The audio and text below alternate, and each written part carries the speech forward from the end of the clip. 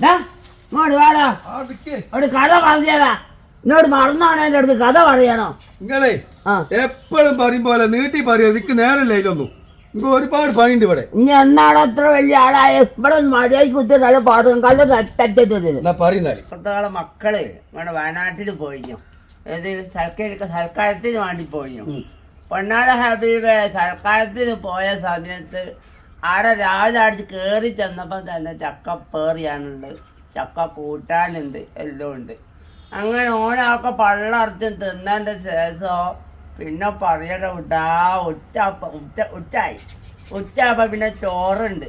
ചോറ് ലേശം ചോറും ചക്ക പിന്നെ ഉള്ളത് ഞാൻ പറഞ്ഞുതരാം. എനിക്കൊന്ന് അഞ്ചാഴ്ച അങ്ങനെ പറയാൻ പറ്റൂലടോ, എന്നൊക്കെ ആണ്ടേ. അങ്ങനെ ചക്ക പുഴുങ്ങിയോ അല്ലാത്തോ ഇല്ലാത്തോ അങ്ങനത്തെ ചക്കോടുള്ള ചക്കയുടെ ചോറുണ്ടായിനോ? ചക്കയുടെ അത് വേറെ വലിയ രസം ഉണ്ടാക്കാം. അങ്ങനെ ചക്കോടുള്ള കളികൾ മാത്രം.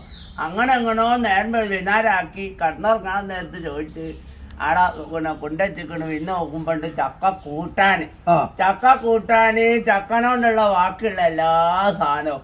പിന്നെ ആകെ ടെൻഷൻ, ഏടെങ്കിലും ഒന്ന് കടന്നുറങ്ങാണ്ടേ. അങ്ങനെ കടന്നുറങ്ങാൻ നേരത്ത് അവൻ ചോദിക്കാം ഒരു ചക്ക അങ്ങ് തലക്കൊക്കെ